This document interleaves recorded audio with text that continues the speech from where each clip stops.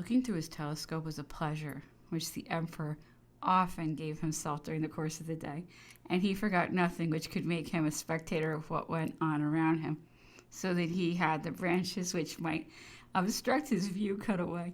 If the governor's aides were at Longwood and they were outside of the space covered by his telescope, he would send one of his valets to find out what had become of them and what road they had taken. One day, when the emperor was in the reception room with Madame de Montsalon, he looked through his telescope and saw a number of people who had stopped outside the boundary. They were Monsieur and Madame Sturmer, Monsieur de Montigny, perhaps the Russian commissioner, Monsieur Balmain, Madame Bertrand, accompanied by Monsieur de Montsalon, or the Grand Marshal, went to meet them.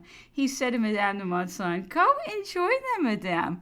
"But sire must go and dress." "You are all right," replied the emperor impatiently. "Go."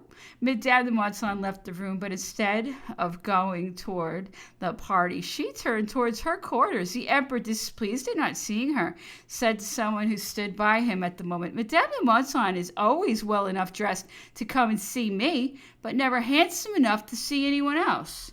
In a moment of irritation, the emperor wished to dress or undress or needed something. He was angry with Marchand and me. I don't remember why. And he said to Marchand, "Since you are not willing to wait on me, send me Gentilini.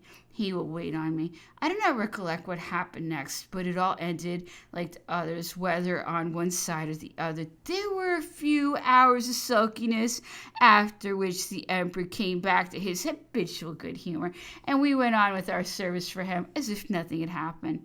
Chapter 11, the Emperor's Day. As I did not keep a journal at St. Helena any more than I had done previously, I shall confine myself to describing things as I have done heretofore, and as my memory has retained them, having no work or date which can serve me as a guide. I shall place the separate articles almost at random. When the Emperor lived at the Briars, he dressed in the uniform of the Master Chasseurs of the Guard. He had worn that costume on board of the Bellerophon and the Northumberland, with, of course, the three-cornered hat and the tricolored cockade.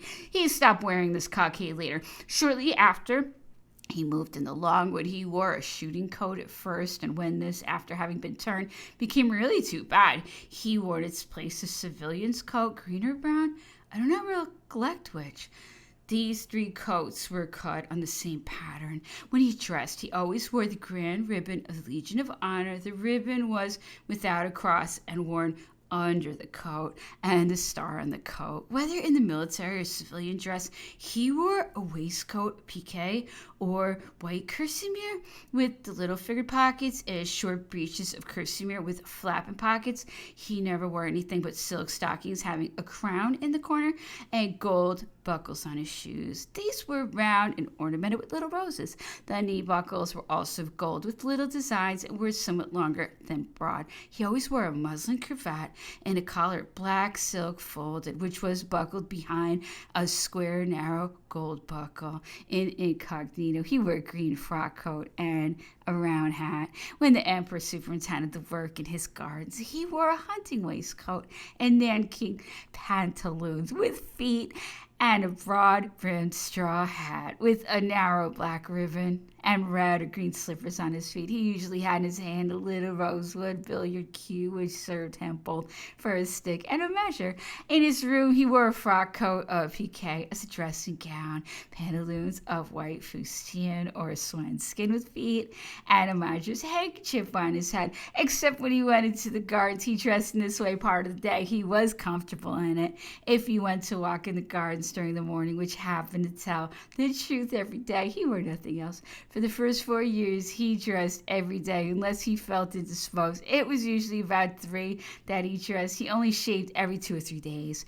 When he was dressed before leaving his room, he put in the pockets of his coat handkerchief and a snuff box, a little opera glass, and a tortoiseshell bonbonniere in which were licorice. Sometimes, if he had a cold, jujube paste, but never anything else. He never wore gloves unless he were going out on horseback, and then he was more likely to put them in his pocket than on his hands. The emperor never wore any jewelry except a watch, with which there was a chain of the Empress Marie Louise's hair. On this was a gold key and a little seal of the same metal, on which was engraved an N with a crown. In the center of the underside of the watch was engraved a small B. During the last year of his exile, the Napoleon exchanged this watch for the Grand Marshal's. When he placed it in his hands, he said, "This one marked the hour of my battles." The emperor had several snuff boxes which he used habitually. They were of tortoiseshell lined with gold, and on the cover of each was an antique medal, Greek or Roman, of silver set in a circle of gold. One of these snuff boxes had on the lower part of the opening a little gold medal of Napoleon. The form of some of these snuff boxes was oval, others were square. These last were longer than broad, with the corners cut off. There were also two others, a tortoiseshell lined with gold. On one was a portrait of the Empress, and the other a naked child who was the King of Rome. At first he used these snuff boxes like the others, but afterwards he had them put aside in a box which was called the snuff box case. The emperor had still other snuff boxes with medals, paintings, and cameos. The handsomest was square and ornamented with an antique cameo of Alexander the Great. There was another round and rather large, but of ordinary workmanship, ornamented with two large medals of gold. Above was Francis I, and beneath Charles V. The emperor was of exemplary sobriety, brought up in the ordinary classes of society. He had preserved in his greatness the habits of his youth. The simplest dishes were those which suited him best. He was indeed extremely particular. The slightest breach of cleanliness or badly set table aroused his disgust. He preferred a good soup.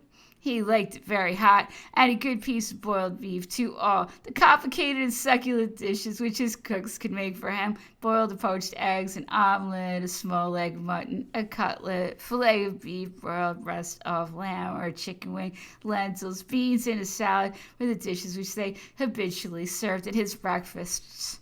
There were never more than two dishes on the table for this meal, one of vegetables preceded by a soup,